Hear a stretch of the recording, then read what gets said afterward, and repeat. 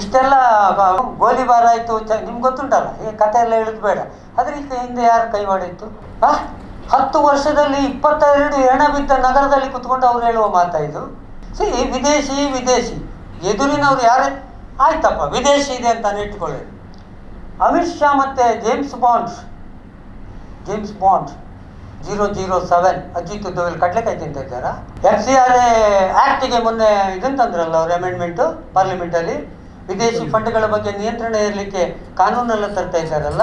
ಇವರ ಇಂಟೆಲಿಜೆನ್ಸ್ ಏನು ಮಾಡ್ತಾ ಉಂಟು? ಕಥೆಗಾಯ್ತಾ ಉಂಟಾ? ಮಂಗಳೂರಲ್ಲಿ ಬಂಗಾಳಿಗಳಿವೆ, ಎಂಥದ್ದು ಬಂಗಾಳದ ಮುಸ್ಲಿಮರಿದ್ದಾರೆ, ಅಲ್ಲಿದ್ದಾರೆ, ಕುಳಾಯಲ್ಲಿದ್ದಾರೆ, ಸೂರತ್ ಕಲ್ಲಲ್ಲಿದ್ದಾರೆ, DCC ಆಫೀಸಲ್ಲಿದ್ದಾರೆ ಹೇಳ್ತಾರೆ. ಅಯ್ಯಪ್ಪ, ನೀವೇನು ಮಾಡ್ತಾ ಇದ್ದೀರಾ? ವಿದೇಶಿ ಫಂಡ್ ಬರ್ತಾ ಇದೆ ಅಂದರೆ ನೀವೇನು ಮಾಡ್ತಾ ಇದ್ದೀರಾ? ವಿದೇಶಿ ಫಂಡ್ RSSಗೆ ಬರ್ತಾ ಇದೆಲ್ಲ, let them speak.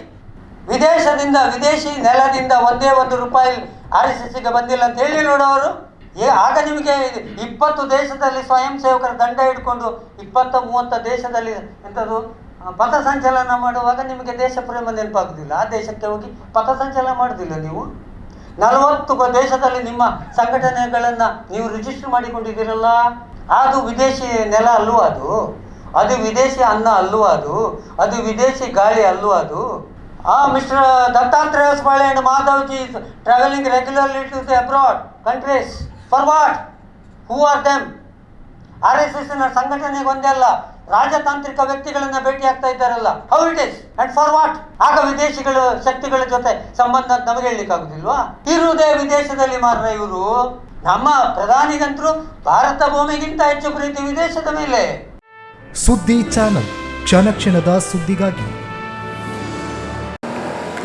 That's my gadget. Let's go have some fun then.